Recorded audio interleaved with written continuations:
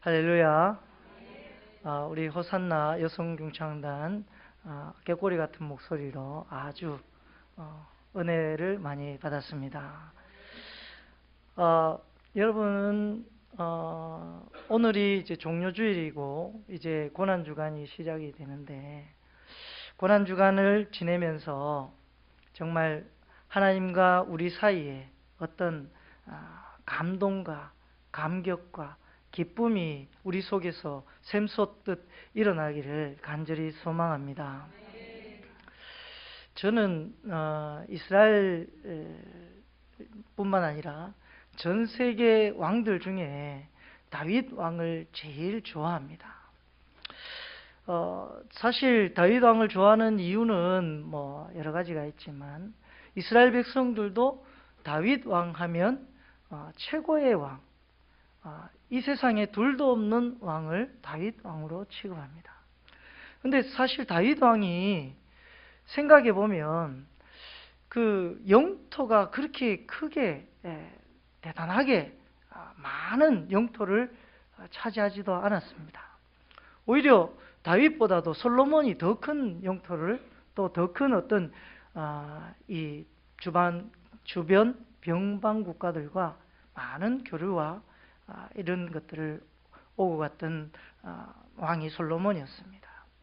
그러나 우리는 솔로몬보다도 다윗 왕을 더 위대한 왕으로 생각하거나 존경하는 사람들이 많이 있습니다. 거기에는 특별한 이유가 있는데요. 이 다윗 왕이 정말 그 시대에, 다윗 왕 시대에 어깨에 힘을 좀 줬거든요.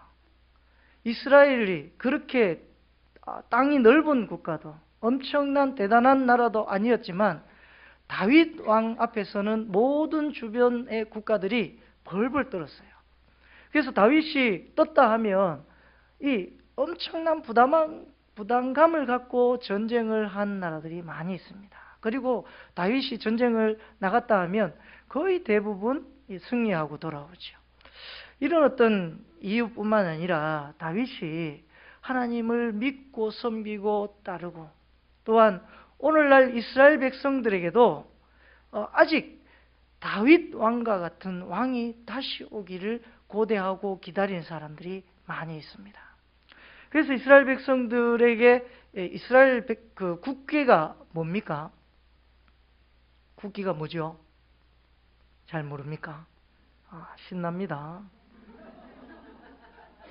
별인데 이걸 다윗의 별이라고 합니다. 삼각형을 위로 세우고 아래로 세우면 이게 다윗의 별이 됩니다. 별을 우리가 보통 그리면 오각형이 꼭지가 5개죠. 근데 이제 6개의 꼭지가 있게 됩니다. 그 이유는 진짜 다윗 왕국처럼 어깨에 힘주면서 살고 싶은 이스라엘 백성들의 욕망이 아직까지 그들 깊은 내면 속에 뿌리박고 있다는 겁니다.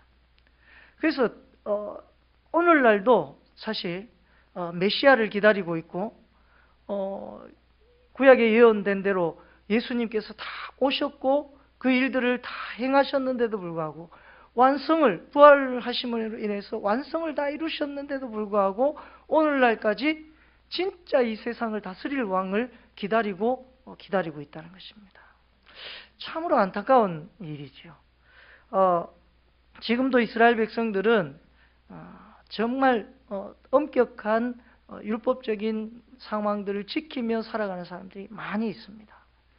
티필릿을 감고 이마에 쪽두리 같은 걸 딱 붙이고 기도하고, 하나님께 그것이 기도하는 시간만큼은 아무도 건드리지 못할 정도로 신실하게 하나님을 섬기는데, 그들이 섬기는 하나님이 잘못된 그들의 인식 속에서 아직까지도 섬기고 있기 때문에, 예수님이 오셔서 이 땅에 오셔서 하나님의 그 섭리를 완성을 이루셨는데도 불구하고 아직 그 메시아를 기다리고 고대하고 있다는 것입니다. 이것이 참으로 안타까운 일입니다만, 어찌됐든 이제 고난주간이 시작이 되는데, 우리가 고난주간의 의미를 다시 한번 마음속에 깊이 새기면서, 또한 하나님이 우리에게 주시는 기쁨들, 사랑들, 혹은 감동들, 이런 것들을 체험하면서 살아가는 저와 여러분 되시기를 간절히 소망합니다. 이제 본론으로, 오늘 본문으로 돌아와서요.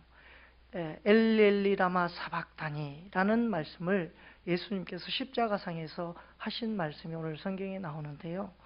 이것을 십자가상에서 7 말씀이라고 해서 가상칠언이라고 합니다. 그러니까 예수님이 십자가에 못 박혀 돌아가시기 전에 십자가에 달리시면서 하신 7가지의 말씀이 있는데, 그 첫 번째 말씀이 아버지여 저희를 사하여 주옵소서. 누가복음 23장 34절에 나옵니다. 두 번째 말씀이 내가 진실로 내게 이르노니 오늘 내가 나와 함께 낙원에 있으리라. 한편 강도에게 한 말씀이죠. 역시 누가복음 23장 43절에 나옵니다. 세 번째 말씀은 여자여 보소서 아들이니이다. 마리아에게 하신 요한복음 19장 26절에서 27절까지의 말씀입니다.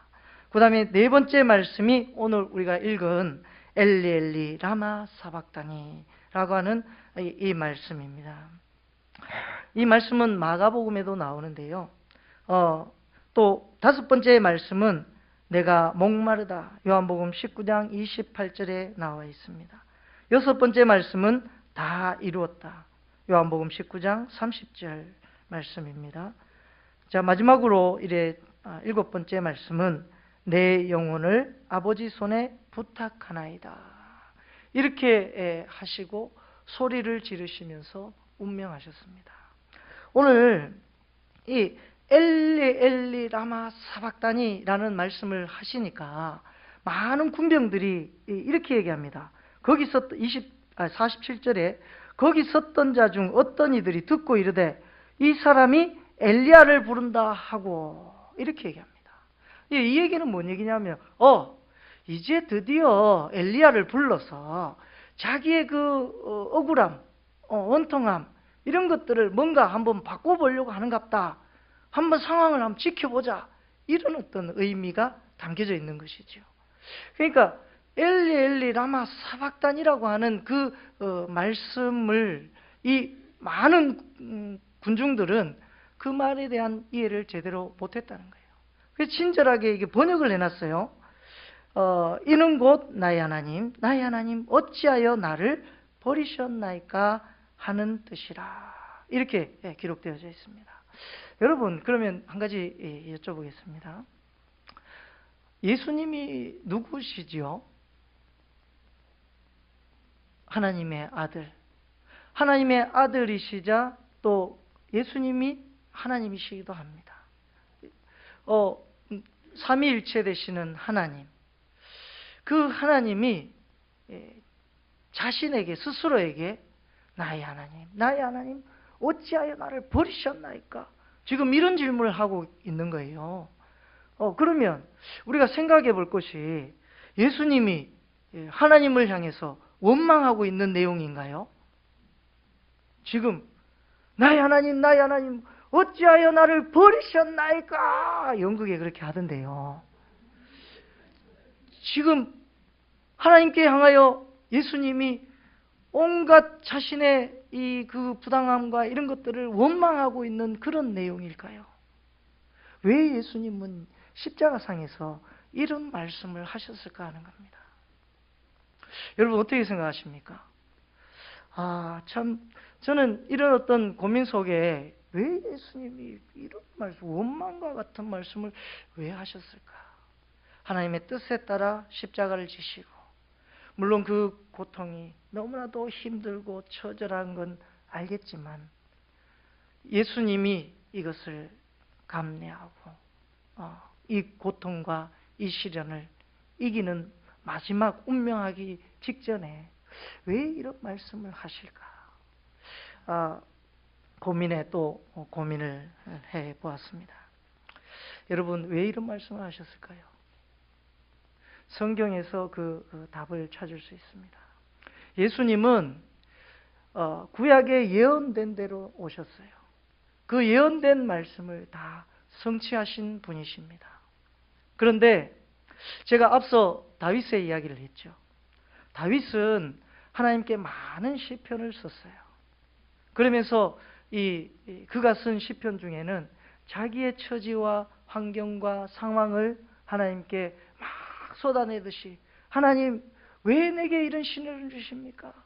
내를 왕으로 안수해놓고 수년 동안 왕의 자리에 오르지도 못하고 사울 왕을 피해서 도망다니며 또 여러 가지 위험과 어려움 상황 속에서 나를 내버려 두십니까? 그런 어떤 하나님께 불평 섞인 기도와 원망을 섞인 기도를 하고, 그러면서도 결국에는 하나님, 이게는 뜻이 있겠지요. 하나님, 결국에는 하나님이 승리의 하나님이시고 그 승리의 하나님이 나를 승리의 자리로 세워주실 줄로 믿습니다. 다윗의 고백은 이거였습니다. 그 고백이 뭐냐면 여러분, 엘리 엘리 라마 사박단입니다. 한번 찾아보겠습니다. 시편 22편 1절 말씀입니다. 시편 22편 1절 말씀을 우리 다 함께 한번 같이 읽어보도록 하겠습니다. 시작. 내 하나님이여 내 하나님이여 어찌 나를 버리셨나이까? 어찌 나를 멀리하여 돕지 아니하시오며 내 신음소리를 듣지 아니하시나이까? 아멘.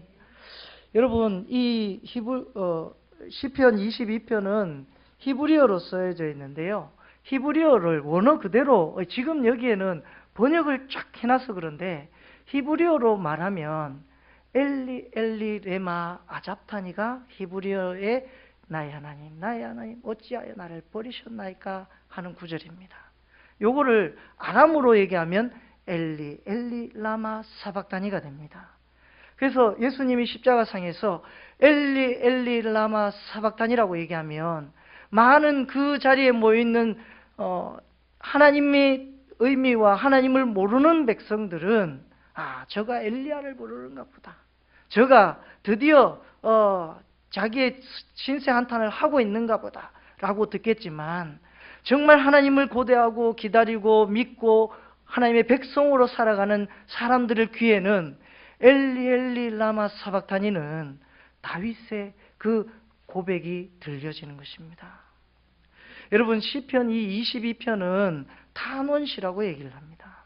이 탄원시가 뭐냐면, 이 시편에는 여러 가지 종류의 시가 있어요. 찬양시도 있고 감사시도 있고 그리고 탄원시도 있고 그리고 묵상시, 갑자기 생각이 안 나노. 예수님의 오심을 기다리면서 종말을 이야기하는 그 시도 있습니다. 어쨌든 이런 다양한 종류의 시가 있는데, 이 감사시는 우리가 어떤 시냐면, 하나님 내게 이런 은혜와 사랑을 허락해 주셔서 감사합니다. 이것이 감사시예요. 그런데 이 탄원시는, 하나님 내 처지가, 내 환경이 어렵습니다. 내가 도저히 하나님을 느끼지 못하겠고 하나님을 깨닫지 못하겠습니다. 그럼에도 불구하고 하나님께서는 나를 사랑해 주셔서 나에게 한없는 은혜와 감사를 주시는 분이심을 내가 믿고 감사합니다. 이 고백이 탄원시에 해당합니다. 그러니까 시편 22편은 무슨 시일까요? 탄원시인 거죠. 그러니까 다윗이 하나님께, 하나님 나의 하나님 어찌하여 나를 버리시나이까? 내가 이런 어떤 어려운 상황에 놓여져 있는데 내 이런 힘든 소리를 왜 듣지 않으십니까? 그러나 하나님, 언젠가 나를 하나님께서 승리의 왕으로 세워주시고 이 영광된 자리에 오게 할 때는 온 백성이 하나님을 찬양하고 온 백성이 회복되어서 하나님께 영광을 돌리고 우리 이스라엘 백성들이 하나님께 경건한 마음으로 나가는 그 놀라운 은혜가 있게 되는 것을 믿고 감사합니다. 이 시가 22편의 시입니다. 한번 좀 더 읽어볼게요. 22절부터 25절까지 제가 읽어보겠습니다. 내가 주의 이름을 형제에게 선포하고 회중 가운데서 주를 찬송하리이다.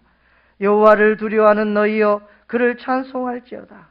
야곱의 모든 자손이여 그에게 영광을 돌릴지어다. 너희 이스라엘 모든 자손이여 그를 경외할지어다. 그는 공고한 자의 공고를 멸시하거나 싫어하지 아니하시며 그의 얼굴을 그에게서 숨기지 아니하시고 그가 울부짖을 때에 들으셨도다.